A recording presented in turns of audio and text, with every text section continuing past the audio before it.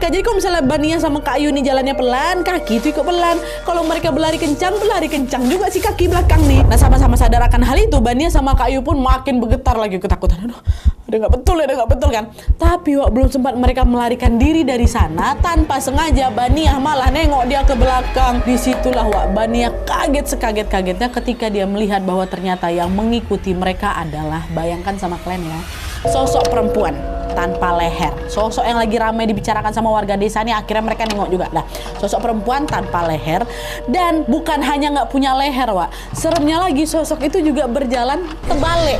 Jadi kepalanya di bawah, kakinya di atas. Jadi dia jalan pakai tangan, handstand hantu nih. Nengok itu Bania udah mau pingsan rasanya, tapi nggak pingsan-pingsan. Dan yang makin bikin dia ketakutan, ternyata, aduh merinding aku. Ternyata bukan hanya karena sosok itu menyeramkan aja, melainkan karena Bania mengenali wajah sosok itu sebagai orang yang sangat-sangat familiar dengannya, yaitu tantenya yang belum lama meninggal, Mak Leni.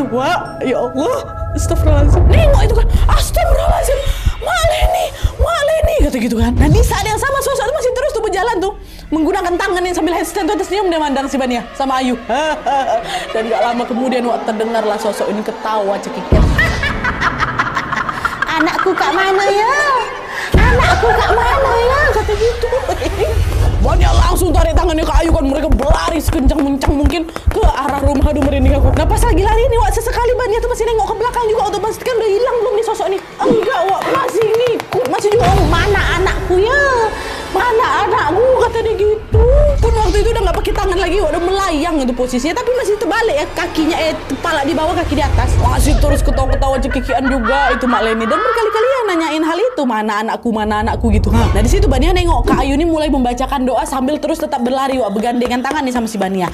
Waktu itu doa Bania nggak tahu nih si Kak Ayu ini baca apa, doa apa yang dibacakan sama Kak Ayu lebih tepatnya, tapi yang jelas setelah doa itu selesai dibacakan sama Kak Ayu langsung balik badan nih, beranikan diri balik badan, langsung diludahinya lah itu Mak Leni. Nah, barulah di situ sosok Mak Leni itu hilang. Ya Allah.